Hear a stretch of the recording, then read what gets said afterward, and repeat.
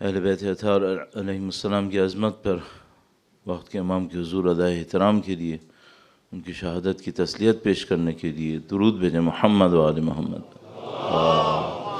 صلی اللہ محمد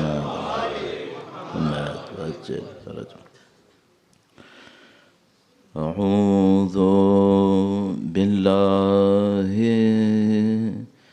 من الشیطان الرجیم بسم اللہ الرحمن الرحیم الحمد للہ رب العالمین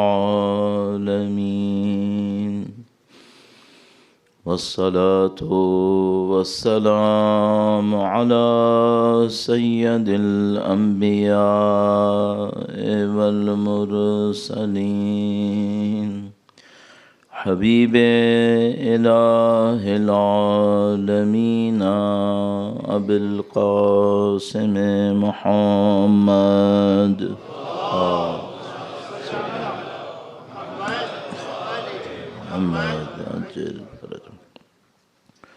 وعلى آلہ الطیبین الطاہرین سیما بقیت اللہ فی الارضین قال اللہ تعالی فی کتابہ الکریم بسم اللہ الرحمن الرحیم ام حسبت ان اصحاب الكهف والرقیم كانوا من آیاتنا عجبا. درود بھیجے گا محمد و آل محمد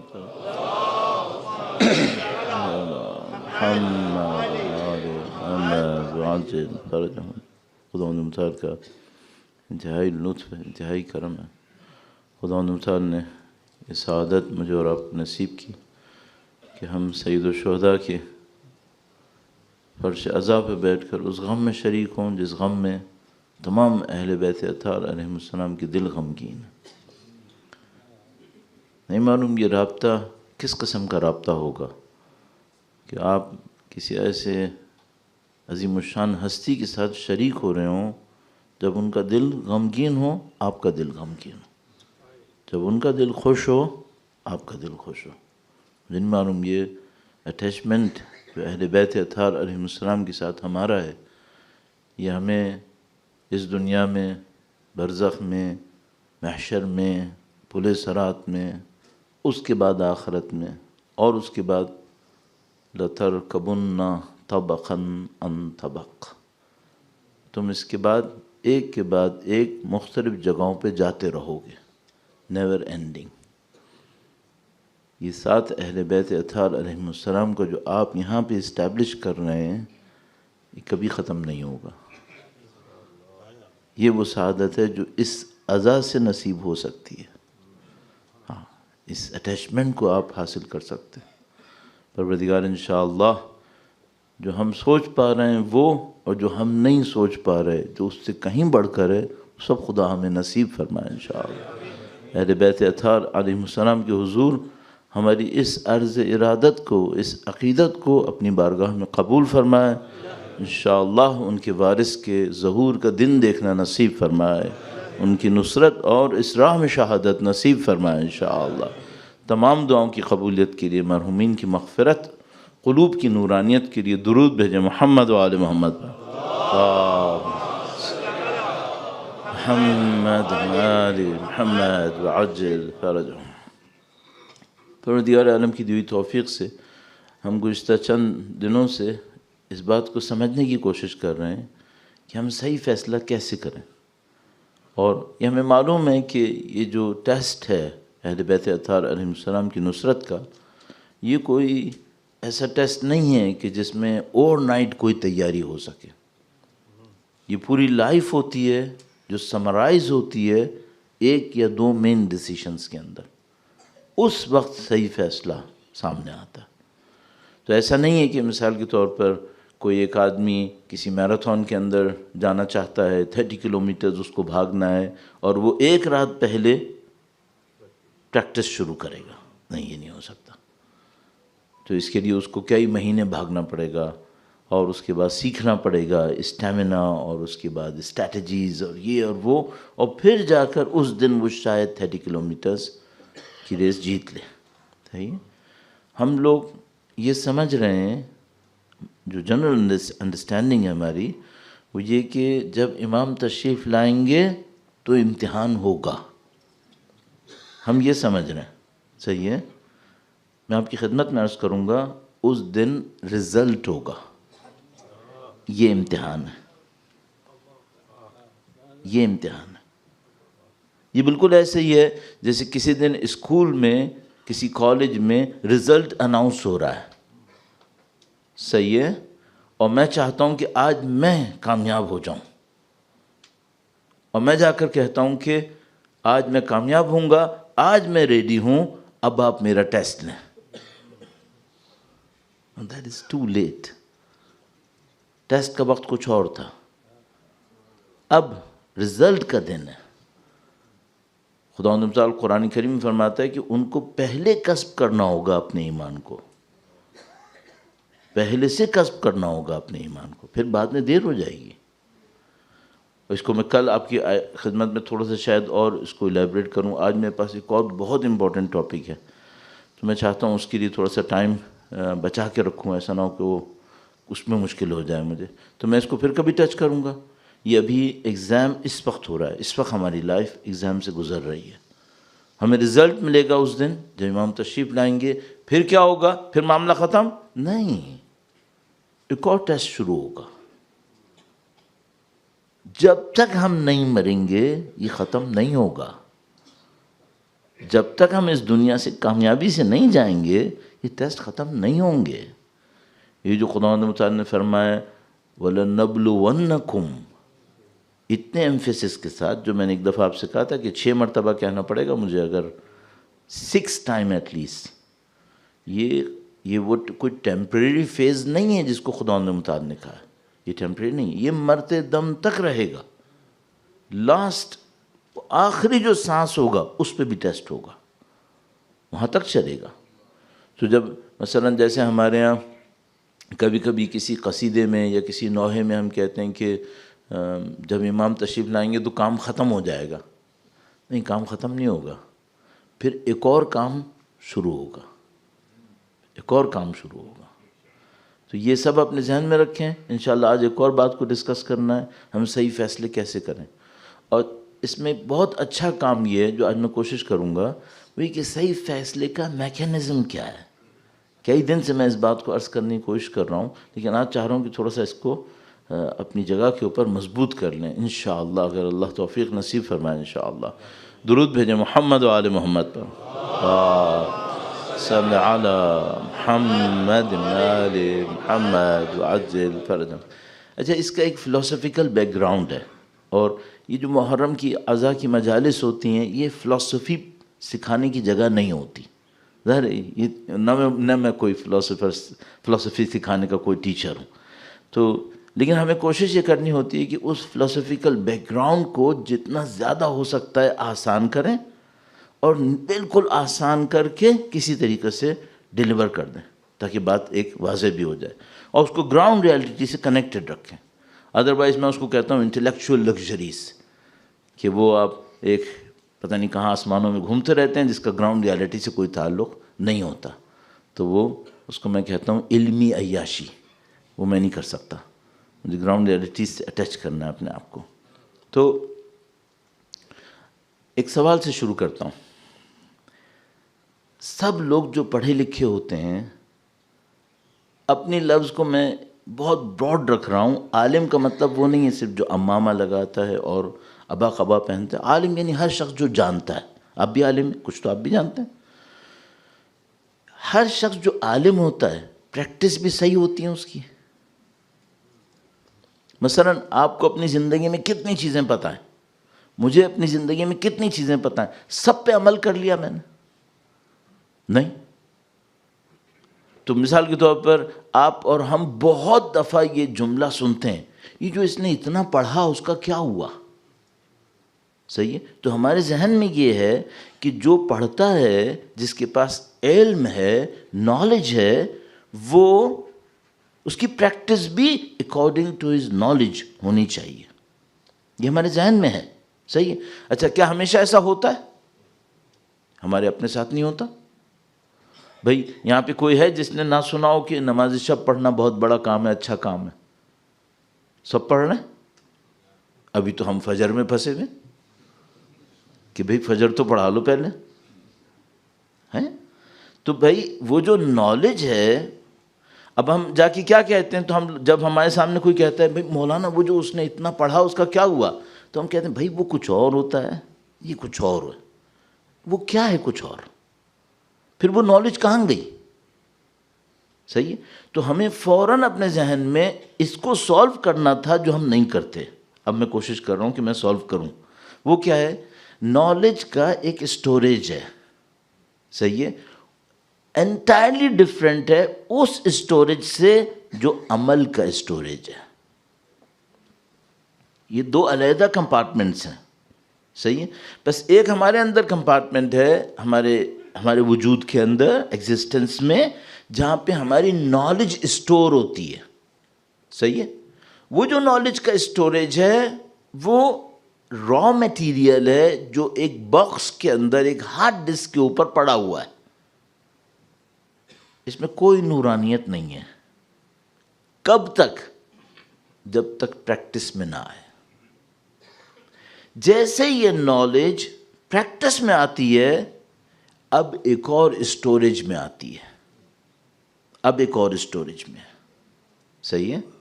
تو آپ کے پاس فلاسفیکل ٹرمز میں، جسٹ ٹو ٹچ اٹ، ایک آپ کے پاس عقل نظری ہے، تھیوریٹیکل نالج ہے، تھیوریٹیکل ریشنلٹی ہے آپ کے پاس، جس کے پاس اسٹوریج ہے نالج کا. پتہ نہیں کیا کچھ پڑھا ہے، روایتیں، آیتیں، واقعات، فنا فنا فنا فنا، وہ سب اس اسٹوریج کے اندر پڑا ہوا ہے. لیکن اس کے پاس ایک پریکٹیکل عقل ہے. یہ اسٹوریج کیسا ہے؟ یہ اسٹوریج ہے اعمال کا. یہاں پہ آپ کے سارے اعمال اور ان کے امپیکٹس جمع ہو رہے ہیں. ٹھیک ہے. بس ممکن ہے ایک آدمی کا یہ اسٹوریج فل ہو، بالکل پوری دنیا کی نالج اس کے پاس ہو یہاں پہ، فار ایگزامپل، پاسبل نہیں ہے لیکن ہو. لیکن یہ والا جو پورشن ہے یہ خالی ہے. یہ خالی کیوں؟ اس نے اس ساری نالج میں سے 5% پہ بھی عمل نہیں کیا ہے. تو اس کا یہ والا، یہ جو سیکشن ہے، یہ تو ڈبہ بھرا ہوا ہے. یہ ڈبہ یہاں پر خالی ہے. اس کو ہم ایسی مذاق میں کہتے ہیں یہاں پر ڈھول ہے. بجتا ہے تو معلوم ہے کہ اندر سے ہول ہو آئی ہے. صحیح ہے.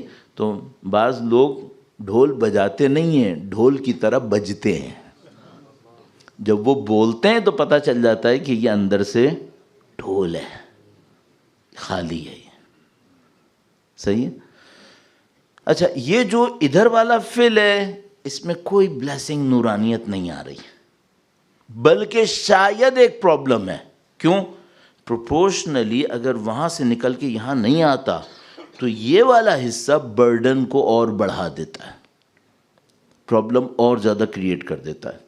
تو پھر یہ کس ڈپارٹمنٹ میں جاتا ہے؟ یہ پریکٹس کے ڈپارٹمنٹ میں نہیں جاتا، انلائٹمنٹ کے ڈپارٹمنٹ میں نہیں جاتا، ایک اور ڈپارٹمنٹ میں جاتا ہے. اس کو کیا کہتے ہیں؟ اس کو کہتے ہیں ایروگینس. یہ وہاں جاتا ہے.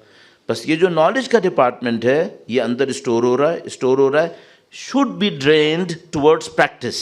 اس کو جانا ہے عمل کی طرف.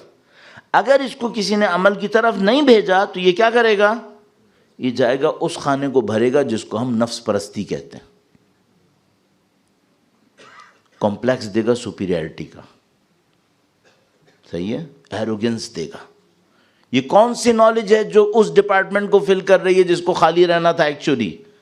یہ وہ نالج ہے جس پہ پریکٹس نہیں ہوئی ہے. صحیح ہے. بس آپ کے پاس 3 کمپارٹمنٹ ہو گئے. ایک وہ کمپارٹمنٹ ہے جو نالج لیتا ہے، دیٹس گڈ، ٹیک اٹ، اچھا ہے. اچھا، نہیں لینا چاہیے، نہیں لینا چاہیے، بالکل لینا چاہیے. نالج آپ کے پاس ہونی چاہیے. فوراً اس نالج کو کنورٹ ہونا چاہیے پریکٹس میں. جیسے یہ پریکٹس میں آتا ہے یہ آپ کے وجود کے ایک اور ڈپارٹمنٹ کمپارٹمنٹ میں آ جاتا ہے. اس میں انلائٹمنٹ ہے, اس میں انلائٹمنٹ ہے. اگر یہ یہاں پہ نہیں آیا یہ ایک اور جگہ پہ جائے گا. وہ کون سا ہے؟ اس کو ہم کہتے ہیں نفس پرستی. یہ وہاں پہ جائے گا تو یہ ایلیوژن آف سپیریئرٹی کریٹ کرے گا کہ میں کوئی بڑا آدمی ہوں. اچھا یہ ایلیوژن اس کے پاس کیوں آ رہا ہے؟ کیونکہ یہ دیکھ رہا ہے میرا یہ کمپارٹمنٹ فل ہے, جبکہ اس کے فل ہونے کی کوئی فضیلت نہیں تھی, لیکن وہ اسی کو دیکھتا ہے. اچھا پھر وہ یہ دیکھتا ہے کہ یہ والا خالی ہے نہیں, تو اپنے آپ کو سیٹسفائی کرتا ہے کہ میرے پاس یہ والا فل ہے. ٹھیک ہے, اب ہونا کیا تھا, اس کو اس نالج کو کنورٹ کرنا تھا پریکٹس میں, اس کو یہاں پہ آنا تھا. اچھا اب میں پازیٹیو لے لیتا ہوں. اب تک جو اسٹوری تھی وہ کیا تھی؟ 3 حصے ہیں. ایک میں نالج آتی ہے, آنا اچھا ہے یا برا ہے؟ اچھا. فوراً چینج ہونا تھا اس کو پریکٹس میں. اگر یہ پریکٹس میں چینج ہو جاتا تو میرے وجود کا ایک حصہ اسٹرینتھ پا لیتا. اس پارٹ کو کہتے ہیں کریٹیکل ٹائم, اس کو یاد رکھنا ہے, اس پارٹ کو کہتے ہیں قلب. جب بھی آپ کو روایت میں قلب ملے, آیتوں میں قلب ملے, 70, 80 اور ایون 90% ٹائمز اس قلب سے مراد یہ سیکنڈ والا حصہ ہے, پہلا والا حصہ نہیں ہے. اور جو پیچھے والا حصہ ہے وہ بھی نہیں ہے, وہ تو قطعاً نہیں ہے. بس قلب سے مراد کون سا حصہ ہے؟ قلب سے مراد ہماری ایگزسٹنس کا وہ پارٹ ہے جس میں ہماری پریکٹسز کا امپیکٹ اسٹور ہو رہا ہے. پریکٹسز کا امپیکٹ اسٹور ہو رہا ہے. ٹھیک ہے. اچھا اب کسی کی پریکٹس اپنی نالج پہ زیادہ ہو تو کیا ہوگا؟ اس کا قلب وسیع ہوگا, اس کا قلب انلائٹڈ ہوگا. اچھا اگر یہ بڑا ہو گیا, انلائٹڈ ہو گیا تو کیا ہوگا؟ یہ ایک بات. اچھا اگر کسی نے پریکٹس نہیں کی تو کیا ہوگا؟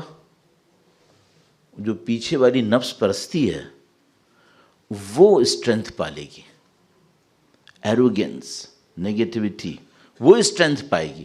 صحیح ہے. بس انسان ان 3 حصوں میں گھومے گا. صحیح.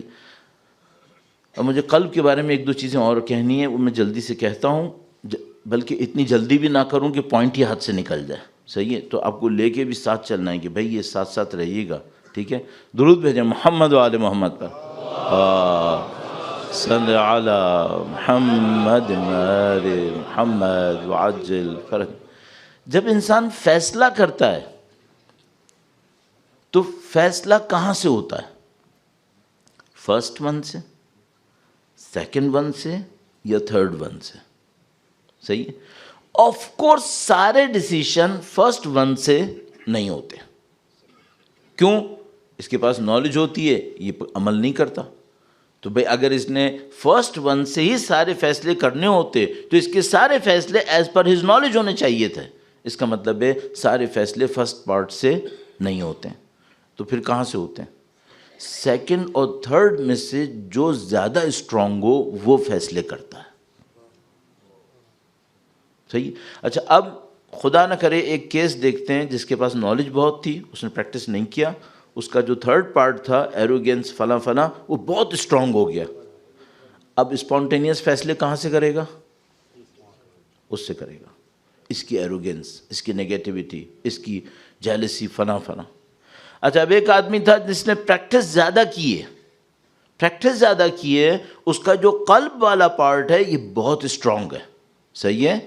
چونکہ قلب والا پارٹ اسٹرانگ ہے, اب جب اس کو فیصلہ کرنا ہوا تو فوراً قلب ایکٹیو ہوگا اور قلب اپنا صحیح فیصلہ کر دے گا. صحیح ہے. اچھا اب آپ آسانی کی خاطر سیکنڈ پارٹ کو سفید قلب کہہ سکتے ہو اور تھرڈ پارٹ کو کالا قلب کہہ سکتے ہو. بس ایک انسان کا قلب ہے جو نورانی ہے, وائٹ ہے, اور ایک انسان کا قلب ہے نعوذ باللہ تعالی جو سیاہ ہے, ڈارک ہے. ٹھیک ہے.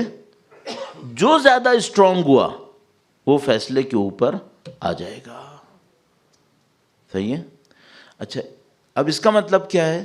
یہ جو قلب ہے چاہے وائٹ ہو چاہے بلیک ہو، یہ اسٹوریج بھی ہے اور پروسیسر بھی ہے. یہ بات بہت امپورٹنٹ ہے. آپ کہیں گے بچوں کی چھوٹی چھوٹی باتیں کر رہا ہے، ذرا سنبھل جاؤ، یہ اتنی چھوٹی بات نہیں ہے. جب پریکٹس میں آؤ گے یہ سب سے بڑا کی پوائنٹ ہے. یہاں پر یہ جو قلب ہے اسٹوریج ہے، اچھے کام کا وائٹ، برے کام کا بلیک. صرف اسٹوریج ہے؟ نہیں، اسٹوریج نہیں ہے، یہی پروسیسر بھی ہے، یہی ڈیسیشن میکر بھی ہے، یہی فیصلے بھی کرتا ہے. اس کا مطلب کیا ہے؟ اس کا مطلب یہ ہے، اب بالکل گراؤنڈ ریالٹی پہ آ جائیں. صبح ہی صبح مجھے اللہ نے ایک توفیق دی الحمدللہ. مثلا میں اٹھا، فجر سے تھوڑی دیر پہلے اللہ کے حضور میں نے استغفار کیا، کچھ قرآن کریم کی آیت پڑھ لی، کچھ میں نے نماز پڑھ لی، میرا وائٹ پارٹ بہت اسٹرانگ ہو گیا. قلب کا وائٹ پارٹ بہت اسٹرانگ ہو گیا. اب اسی دن مجھے ایک فیصلہ کرنا تھا. وائٹ پارٹ اسٹرانگ تھا، اس نے رائٹ ڈیسیشن بنا لیا.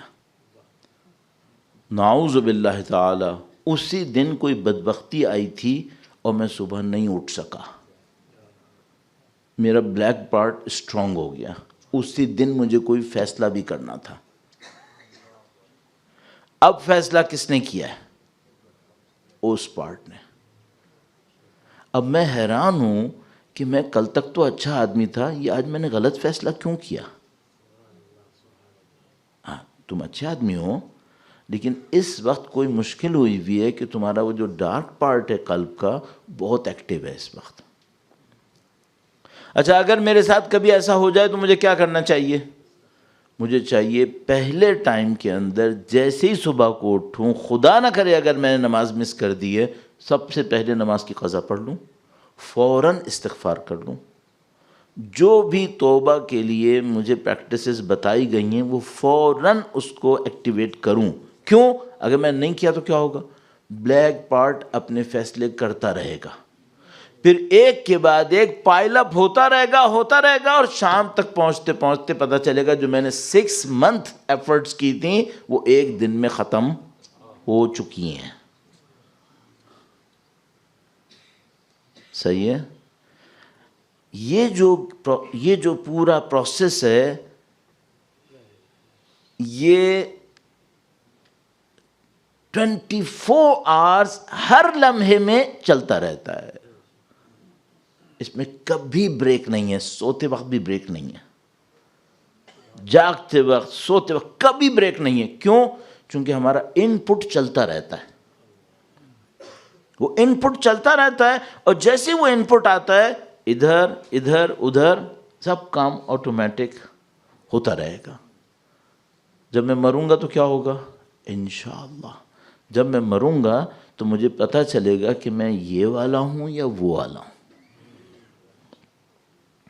میری ریالٹی میرے سامنے آ جائے گی. اس سے پہلے مجھے کیا کر لینا ہے؟ کیونکہ پھر ٹائم نہیں ہوگا کسی بھی چیز کا. اس سے پہلے مجھے یہ کرنا ہے، مجھے یہ دیکھنا ہے جو وائٹ پارٹ ہے یہ اسٹرینتھ کیسے پکڑتا ہے. کیونکہ اگر اس کو میں نے اسٹرینتھ دے دی تو عزیزو کیا ہوگا؟ یہ رائٹ ڈیسیشن لے گا. اب میں ایک اس کا فنکشن اور بول دیتا ہوں، پھر میں آپ کو تھوڑا سا اور اس کی پریکٹیکلٹی کی طرف لے کے جاؤں گا. اس وائٹ پارٹ کا ایک اور فنکشن ہے اور اس بلیک پارٹ کا اس کا بھی بدقسمتی سے ایک فنکشن ہے. وہ مجھے عرض کرنا ہے آپ کی خدمت میں. درود بھیجے گا محمد و آل محمد پر. اللہم صلی علی محمد و آل محمد وعجل فرجہم. اور اللہ جانتا ہے کہ سب چیزوں کے پیچھے جو ہمارا ہدف ہے وہ کیا ہے. ہمارا ہدف یہ ہے کہ ہم اپنے امام کی نصرت کریں. ہمارا ہدف یہ ہے اور کوئی مقصد نہیں اس کے علاوہ. یہ مقصد ہے. ٹھیک ہے؟ اچھا فنکشن کیا ہے؟ فنکشن ہے بس یہ جو قلب ہے، قلب جس کو عقل عملی تعبیر کرتے ہیں فلاسفرز، عقل عملی، یہ جو قلب ہے ٹھیک ہے، اس کا ایک فنکشن یہ ہے کہ یہ اسٹوریج ہے. جو بھی کام کرو گے اپنے علم کے مطابق یہ اس کا اسٹوریج ہے. غلط صحیح، غلط کا غلط، صحیح کا صحیح. روایت میں ہے جب بھی تم کوئی کام کرتے ہو تو تمہارے دل کے اوپر اچھا کام کرتے ہو تو ایک وائٹ ڈاٹ آ جاتا ہے، وہ انلائٹمنٹ دیتا ہے تمہیں. اور خدا نہ کرے اگر تم کبھی کوئی غلط کام کرتے ہو تو تمہارے قلب کے اوپر ایک بلیک ڈاٹ آ جاتا ہے. اگر توبہ کی تو بلیک ڈاٹ ریموو ہو جائے گا, اگر توبہ نہیں کی تو یہ بلیک ڈاٹ اسٹرینتھ پالے گا. اور اس کے بعد کہا اگر تم نے غلط کام کرتے رہے تو ایک دن تمہارا قلب سیاہ ہو جائے گا, پھر اس کے بعد قلب پتھر بن جائے گا. اب قرآن کریم میں دیکھو قلب کی کتنی قسمیں ہیں. کہا ایک دفعہ آتا ہے قلب پتھر بن جاتا ہے. کیا مطلب قلب؟ قساوت قلب, ہاں قسط قلوبہم, کیا ہے یہ؟ Third function. بس ایک اس کا فنکشن ہے اسٹوریج, ایک اس کا فنکشن ہے پروسیسنگ, ایک اور فنکشن بھی ہے, وہ کیا ہے؟ ایدر ریفلیکشن اور بلاکنگ. اگر یہ وائٹ ہوتا ہے, پیور ہوتا ہے, تو یہ مرر کی طرح ہوتا ہے جو ہائر ریالٹیز کو اپنے ماننے والے پر, اپنے مالک کے اوپر ریفلیکٹ کر لیتا ہے. یعنی it turns himself, اپنے آپ کو ایک اور سورس آف نالج بنا دیتا ہے. اب یہ نالج وہ نہیں ہے جو اس نے کتابوں سے پڑھی ہے, یہ کہیں اور سے آ رہی ہے اس کے پاس. اس طرح ان علماء کی نالج بڑھتی ہے, کتابوں سے نہیں بڑھتی ہے. ان کے پاس ایک اور سورس آف نالج ہے, یہ ان کا قلب ہے, پیوریفائڈ قلب. سو یہ ٹرن ہو جاتا ہے, ایک مرر بن جاتا ہے, اور مرر کی طرح یہ ہائر ریالٹیز کو اپنے اندر ریفلیکٹ کرنے لگتا ہے. اچھا, اب اگر میرا مرر کا ڈایا 3 انچ ہے, ریالٹیز اتنی آئیں گی, اور تھوڑا سا بلر ہے, ریالٹیز اتنی. اب کسی کا ڈایا 1 میٹر ہے اور بہت صاف, اس کے پاس وہ ریالٹیز آئیں گی جو میں اور تم سوچ ہی نہیں سکتے. پھر یہ بالکل ایسا ہی ہے جیسے مثال کے طور پر آپ بہت آسمان کے نیچے کھڑے ہیں, بالکل آسمان کے نیچے, لیکن آپ کے سر پہ چھت ہے. آپ فرش پہ کھڑے ہیں, آپ کے سر پہ چھت ہے, اس چھت میں ایک سوراخ ہے چھوٹا سا, کتنا آسمان نظر آئے گا؟ اس سوراخ کے برابر. اور اگر کوئی شخص ہو جو خود آسمان کے نیچے کھڑا ہو, کتنا نظر آئے گا؟ پورا آسمان. اگر کوئی اس قابل ہو کہ اپنے قلب کو اتنا پیوریفائی کر لے کہ پورا روف, پوری چھت اس کے لیے مرر بن جائے, صحیح ہے, یہ سوتے جاگتے نالج لے گا, سوتے جاگتے نالج ملے گی اس کو. صحیح ہے, اس کو ہم کہتے ہیں قلب کی پاکیزگی. اور اگر خدا نہ کرے نعوذ باللہ تعالی وہ قلب سیاہ ہو گیا, اور کہیں خدا نہ کرے وہ قساوت قلب آ گئی, یہ ساری لائٹ کو بلاک کر دے گا. اس کا رزلٹ کیا ہوگا؟ پہلے والے کا تو رزلٹ تھا, اس کو نالج مل رہی تھی, اس کو گائیڈنس مل رہی تھی. وَجَعَلْنَا لَهُ نُورًا يَمْشِي بِهِ فِي النَّاسِ, وہ ایسا انسان ہم اس کو بنا دیتے ہیں کہ وہ لوگوں کے درمیان چلتا ہے, ہمارے دیے ہوئے نور کے درمیان, ہمارا نور اس کو گائیڈ کرتا ہے. جعلنا, ہم اس کے لیے نور بنا دیتے ہیں. یہ خدا نے بتایا. اگر کسی کا دل قسی القلب ہو جائے تو کیا ہوگا؟ بلاک. بلاک ہونے کا مطلب کیا ہے؟ کوئی ریالٹی اس تک خود سے نہیں پہنچے گی, خود سے نہیں, کوئی دے گا بھی تو نہیں پہنچے گی, چونکہ بلاکیٹ بہت سخت ہوا ہے, اس کا بلاکیٹ بہت اسٹرانگ ہے. تو آخری اسٹیج کیا ہے؟ آخری اسٹیج یہ ہے, امام معصوم عاشور کے دن ندا دیتا ہے, اس کے قلب تک نہیں پہنچتی. ہوا ہے یا نہیں ہوا ہے؟ ہوا ہے. ان قسی القلب لوگوں نے انبیاء کو قتل کیا ہے, ان قسی القلب لوگوں نے اولاد نبی کو قتل کیا ہے. ان کے دل نہیں تھے؟ تھے, پتھر تھے, ان پہ کوئی ریالٹی ریفلیکٹ. اب دیکھو ان کے مقابلے میں ایک اور گروپ تھا سید الشہداء کے ساتھ, چراغ بجھایا, انہوں نے کہا ہم کہیں نہیں جا رہے, ہم آپ کے ساتھ ہیں. جیسے یہ کیا, سید الشہداء نے بتایا اب تم دیکھو کہ کل تم کہاں پہنچنے والے ہو. ہاں, یعنی قلب کی انلائٹمنٹ سید الشہداء نے ایسی جگہ پہنچا دی کہ سب کچھ نظر آنے لگا کہ کل ہم کہاں پہنچنے والے ہیں.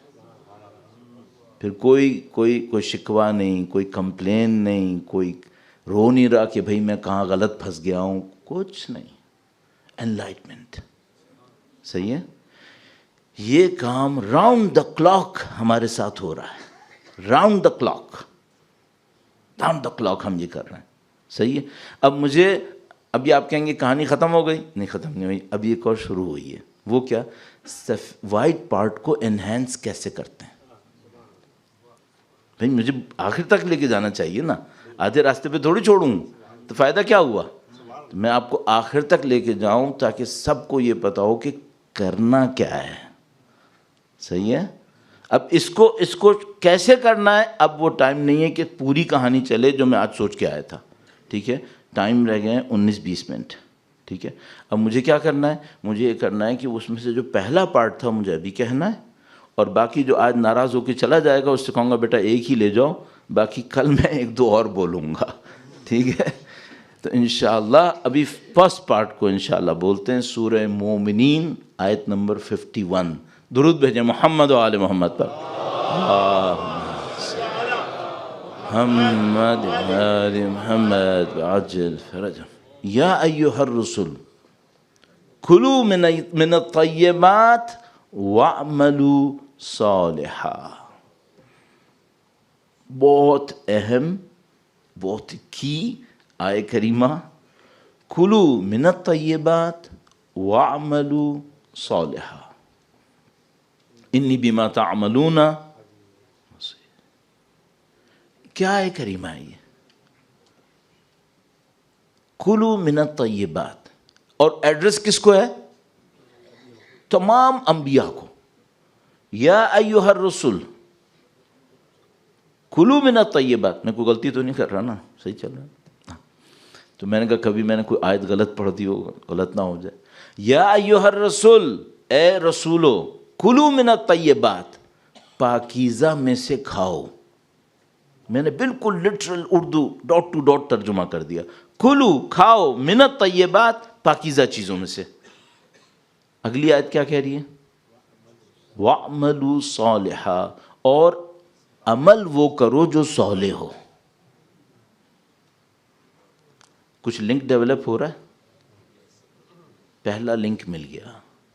اگر کسی نے عمل صالح کرنا ہے تو اسے طیب کھانا پڑے گا. اگر طیب نہیں کھائے گا عمل صالح نہیں آئے گا.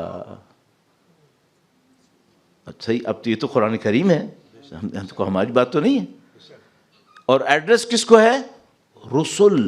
رسولوں کو. تم کو پوسٹ مل گئی کافی نہیں ہے, یہ کرنا ہے. اب تم سوچو میں کون, چونکہ میں سید نسل سے ہوں تو مجھے نہیں چاہیے, اور رسولوں کو چاہیے. تم کہاں ہو؟ یا ایھا الرسول کلوا من الطیبات, طیبات میں سے کھاؤ. اچھا, طیب کسے کہتے ہیں؟ وہ تو پھر ایک ورائٹی ہے, بہت ورائٹی ہے. ایک صاحب نے بتایا, ایک صاحب آئے وہ کہیں سے, انہوں نے کہا کہ مولانا کہ بھائی میرے لیے یہ خرید لو یہ مرغی. انہوں نے کہا یہ تو حلال والا نہیں ہے. کہنے کوئی بات نہیں, میں بسم اللہ پڑھ لوں گا. تو یہ سمجھ رہا ہے بسم اللہ پڑھ کے طیب ہو جائے گا. تو کہنے لگا میں نے اس کے لیے ایک اور چیز آرڈر کی, نام بھی نہیں لینا چاہ رہا ہوں. اس نے کہا نہیں یہ تو میں نہیں کھاتا. کہنے لگا بسم اللہ پڑھ لے, بسم اللہ پڑھ لے. مسئلہ کیا ہے, کیوں گھبرا رہے؟ جب آپ ایک حرام کو بسم اللہ کر کے حلال کر چکے ہیں تو ایک اور حرام کو بسم اللہ کر کے حلال کر لیں. ایسے ہوتا ہے؟ نہیں. کلوا من الطیبات, پہلی بات تو یہ کہ وہ خود چیز پاکیزہ ہونی چاہیے, پہلی بات. دوسری بات یہ, خود تو پاکیزہ ہے, ہم کوئی حرام گوشت نہیں کھاتے الحمدللہ رب العالمین, کمائی حرام ہے. یہ طیب ہو گیا؟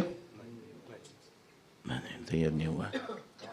کلوا من الطیبات میں چیز بھی طیب ہو اور کسب بھی طیب ہو. صحیح ہے, 2 باتیں. تیسری بات, آپ کسی بھی نبی سے پوچھو, اے نبی میں 1 روٹی کھا کے پیٹ بھر لیتا ہوں, 3 کھاؤں تو کیسا ہے؟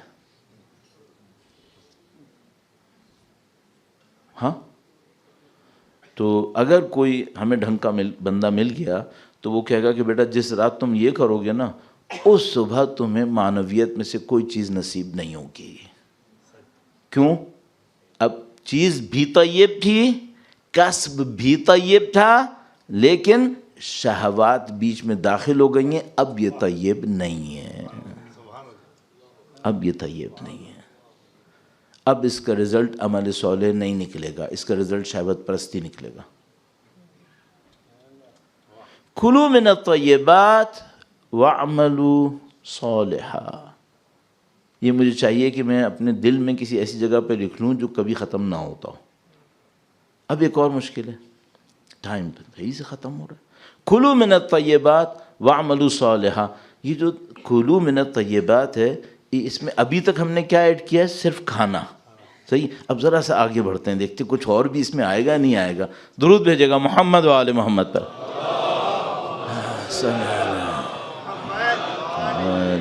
محمد عجل فرجهم. خذوا زینتکم عند کل مسجد وکلوا واشربوا ولا تسرفوا. یہ کیا ہوا؟ خذوا زینتکم عند کل مسجد. جب بھی کسی مسجد کے سامنے پہنچو تو اپنی زینتوں کو جمع کر لو، اپنی بیوٹیز کو جمع کرو. صحیح ہے. اس کے بعد اگلا جملہ کیا ہے؟ اگلا جملہ میں چاہیے تھا اور مسجد میں جاؤ نمازیں پڑھو دعا پڑھو. نہیں، اگلا جملہ ہے کلو واشربو. کلو واشربو. مسجد میں جاتا ہے کھانے پینے کے لیے. یہ قرآن کریم نے کیا لنک بنایا؟ خذوا زینتکم عند کل مسجد وکلوا واشربوا ولا تسرفوا. یہ کیا لنک ہوا؟ ہاں، خدا متعال کہے گا کہ تو تم بات بھی کرتے ہو نا وہ بھی کلو ہے، وہ بھی تم کچھ کھاتے ہو. یہ جو تم سنتے ہو نا یہ بھی شرب ہے، یہ بھی تم کچھ پی رہے ہو. اب تم جب مسجد میں داخل ہو نا تو فضول باتیں نہ کھاؤ نہ پیو. ہاں، تمہاری ہر پریکٹس کلو واشربو کے اندر ہے. تمہاری ہر گیدرنگ اسی طرح کھانا ہے جیسے کلو من الطیبات واعملوا صالحا. تم ایک غلط آدمی کے ساتھ بیٹھ گئے، یہ عقل طیب ہے؟ نہیں، یہ عقل نجس ہے. کیوں بیٹھے تھے؟ کوئی مسجد میں کھانا کھاتا ہے پیتا ہے؟ تو خدا نے کیوں کہا تھا؟ اس لیے کہا تھا کہ بھائی یہ جو کلو من الطیبات انبیاء اور رسول سے کہا ہے یہ صرف کھانا پینا نہیں ہے، یہ گیدرنگز بھی ہیں، آئیڈیاز بھی ہیں. ہر قسم کا ان پٹ اس کلو واشربو کے اندر ہے. اور ان سب کا رزلٹ کیا نکلنا ہے؟ وَاعْمَلُوا صَالِحًا.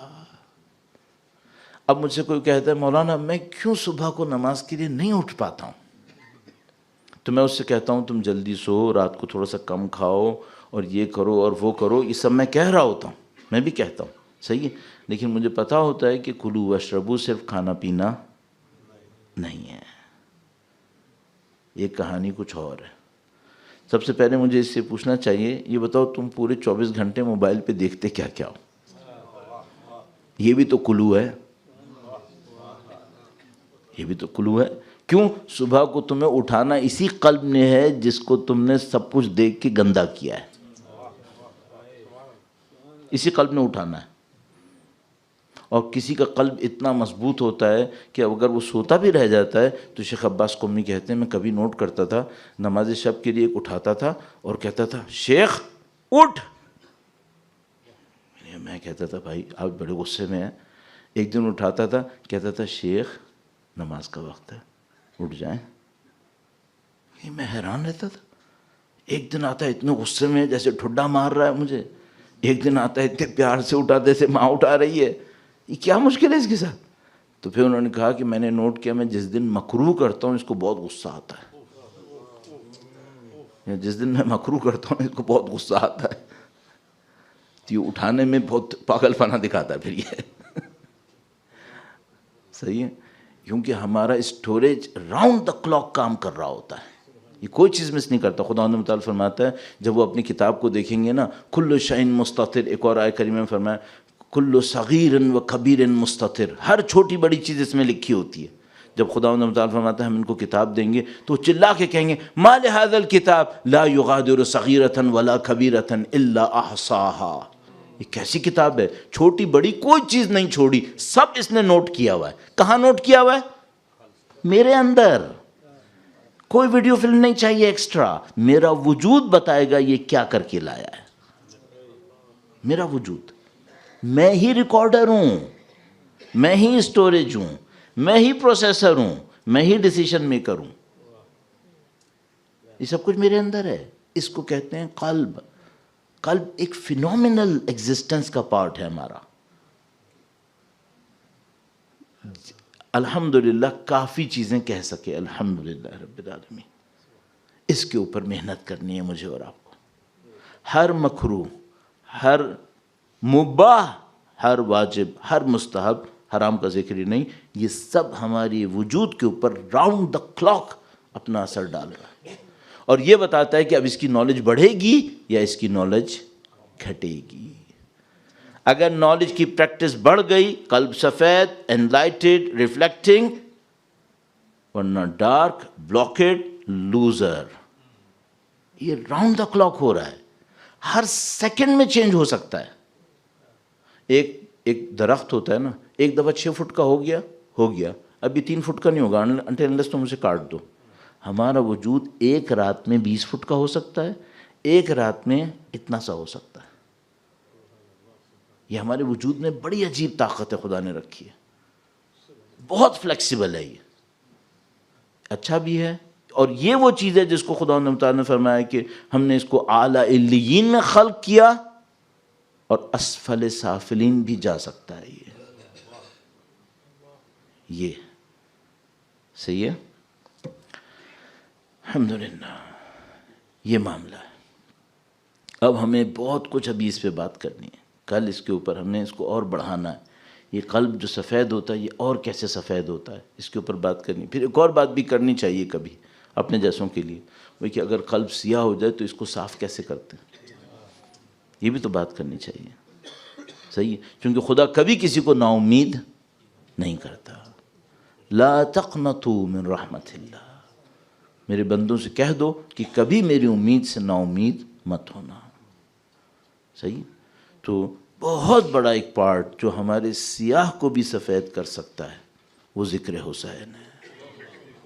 ذکر حسین مصباح الہدی و سفینۃ النجات. یہ نورانیت ہی نورانیت ہے, یہ ہر سیاہ کو سفید کر سکتا ہے. کیوں ایسا ہے؟ کیونکہ اس میں فاطمہ کی نورانیت ہے. بی بی کے اسماء میں سے ایک اسم ہے, ناموں میں سے ایک نام ہے سلام اللہ علیہا زہرا. زہرا نورانیت کہ وجود میں اتنی نورانیت ہے کہ نبی خدا ان کو زہرا تعبیر کرتے تھے. ان کے وجود میں نورانیت, اور ہر رونے والا بی بی کے وجود کی اس عظیم الشان نورانیت کو اپنے قلب تک لا سکتا ہے. آپ آج یہاں سید الشہداء کے غم میں بیٹھے ہیں, الحمدللہ. آپ یہاں پہ گریہ کریں گے. آپ نے اپنے آپ کو سید الشہداء کے لیے وقف کیا ہے. میں آپ سے ایک سوال پوچھتا ہوں, فرشتے جانتے ہیں آپ کیا کر رہے ہیں, مولا امیر المومنین بھی جانتے ہیں آپ کیا کر رہے ہیں, بی بی سیدہ بھی واقف ہیں. جو ان کے بیٹے کے غم میں بیٹھا ہے وہ ان کی پناہ میں بیٹھا ہے. ہم نے اسی کے اوپر محنت کرنی ہے. عزیزو, تذکرہ بی بی سیدہ کا ہے. آج کا دن واقف ہے, آج کا دن واقف ہے, ایک اور ماں کو پرسہ دینے کا ہے. ایک اور کربلا میں خواتین کا کام بہت بڑا ہے. الحمدللہ خدا نے اس کے صدقے میں ہماری خواتین کو بھی اہل بیت اطہار کی محبت نصیب کی ہے، اور میں یقین سے کہتا ہوں کہ عزاداری کو زندہ رکھنے میں ہماری خواتین کا کردار بہت زیادہ ہے، بہت زیادہ۔ خدا ان سب کو جزائے خیر نصیب فرمائے۔ لیکن آج ہمیں ایک ماں کو پرسہ دینا ہے، اور یہ ماں ایسی ماں ہے جو اپنے بیٹوں کے غم میں بھی نہیں روتی ہے۔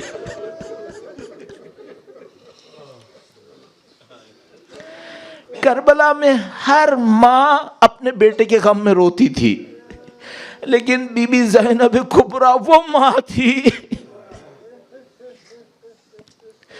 جو اپنے بیٹوں کے غم کو بھی بھلاتی تھیں۔ عاشور کی شب آئی، ایک موقع آیا، سید الشہداء کے سارے چاہنے والے اپنے عزیزوں کو سید الشہداء پہ قربان ہونے کے لیے تیار کر رہے تھے۔ کتنے آسانی سے میں یہ جملے ابھی آپ کے سامنے کہوں گا کہ ایک ماں تیار کر رہی تھی۔ خدا شاہد ہے، اس باپ سے پوچھو جس کا بیٹا چلا گیا ہو، اس سے پوچھو، اس ماں سے پوچھو جس کی اولاد چلی گئی، کہ یہ آسان ہے یا مشکل ہے۔ شب عاشور بی بی اپنے دونوں بیٹوں کو لے کر بیٹھی ہیں، اور گویا اون و محمد سے خطاب کر رہی ہیں، کہہ رہی ہیں بیٹا کل تم کچھ بھی کرنا، پہلے اپنے آپ کو قربان کر دینا۔ ایسا نہ ہو کوئی وقت میرے بھائی کے اوپر آئے اور میرے بچے ابھی زندہ ہوں، ان کو قربان ہونا ہے۔ اور بچے اپنی ماں کو اطمینان دلاتے ہیں، کہا ہم اپنے آپ کو قربان کر دیں گے، امام حسین کے اوپر آنچ نہیں آنے دیں گے۔ بس ایک موقع آتا ہے جب سید الشہداء اون و محمد کو الوداع کرنے کے لیے تیار کرتے ہیں۔ سید الشہداء اون و محمد کو دیکھتے ہیں، ایسے ایک عجیب محبت ہے جو سید الشہداء کے قلب مقدس کے اندر ہے۔ وہ ہر جاتے ہوئے کو محبت سے دیکھا کرتے تھے، لیکن اب جو اون و محمد کو بھیج رہے تھے تو گویا اپنی بہن کے دل کو دیکھ رہے تھے۔ امام وقت کا امام ہر انسان کے قلب کے اندر گزرنے والی چیزوں سے آگاہ ہوتا ہے، اس کا علم بہت زیادہ ہوتا ہے۔ تو جب سید الشہداء اون و محمد کو دیکھ رہے تھے تو وہ اس غم کو احساس کر رہے تھے کہ جب ان دونوں کی لاشیں زینب کے سامنے آئیں گی تو کیا ہوگا۔ پھر بھی اون و محمد کو الوداع کیا۔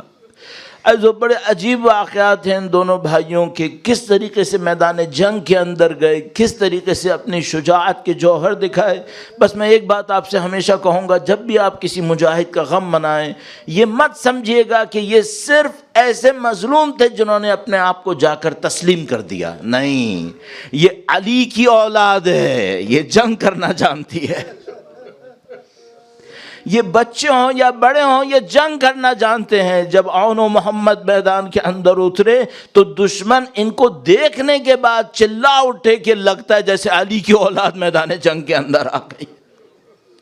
اور ایک موقع آیا جب یہ دونوں مظلوم زمین کے اوپر گرے اور انہوں نے اپنے امام کو ندا دی، امام عالی مقام تشریف لائے، ان لاشوں کو اٹھا کر جب خیمے میں لانے لگے، اب ایک موقع تھا یا کسی اور خیمے میں لے کر جائیں جہاں جنازوں کو رکھ رہے تھے، یا بی بی زینب کے پاس لے کر آئیں جو ماں کا حق ہے۔ بس جب بی بی زینب نے دیکھا کہ میرا بھائی میرے بچوں کے جنازوں کو لانے میں تأمل کر رہا ہے تو وہیں فرمایا کہ اے حسین میں بچوں کو قربان کر چکی ہوں،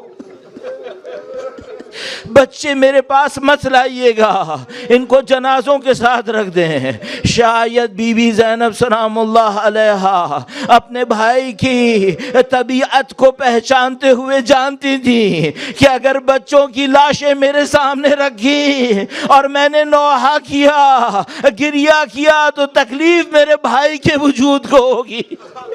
بی بی نے گریہ کرنا پسند نہیں کیا، بی بی نے عجیب ضبط کی مثال قائم کر دی۔ عزیزو یہ بی بی نے صرف ایک دفعہ نہیں کیا، ایک دفعہ یہ موقع آیا جب ماتم کر سکتی تھیں اور ماتم نہیں کیا، پھر شب عصر عاشور موقع آیا، شام غریبہ میں موقع آیا، بی بی پھر اون و محمد کے لاشے پر نہیں گئیں، پھر وہ موقع آیا جب 11 محرم کو بیویاں لاشوں کے برابر سے گزاری گئیں، بی بی پھر سید الشہداء کے لاشے پر گئی، پھر وہ موقع آیا جب زندان شام کے اندر سروں کو لایا گیا، بی بی نے پھر اپنے بھائی کے سر کا ماتم کیا۔ عزیزوں لیکن ایک موقع آیا جب بی بی کے ضبط کا بندھن ٹوٹ گیا، وہ دن تھا جب مدینے تشریف لائی، اپنے گھر میں داخل ہوئی، گھر کی دیواروں سے اون و محمد کی خوشبو آ رہی تھی۔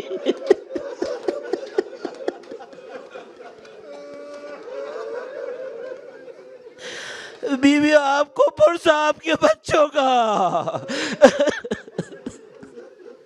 الا لعنت اللہ علی القوم الظالمین وسیعلم الذین ظلموا ای منقلب ینقلبون۔ پروردگارا جنہوں نے اہل بیت کو اس غم میں مبتلا کیا انہیں بدترین عذاب میں مبتلا فرما۔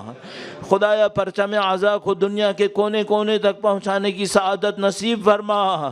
خدایا ان عزا کے صدقے میں وارث حسین وقت کے امام کے ظہور میں تعجیل فرما، ان کی نصرت کی سعادت اس راہ میں شہادت نصیب فرما۔ ماتم حسین۔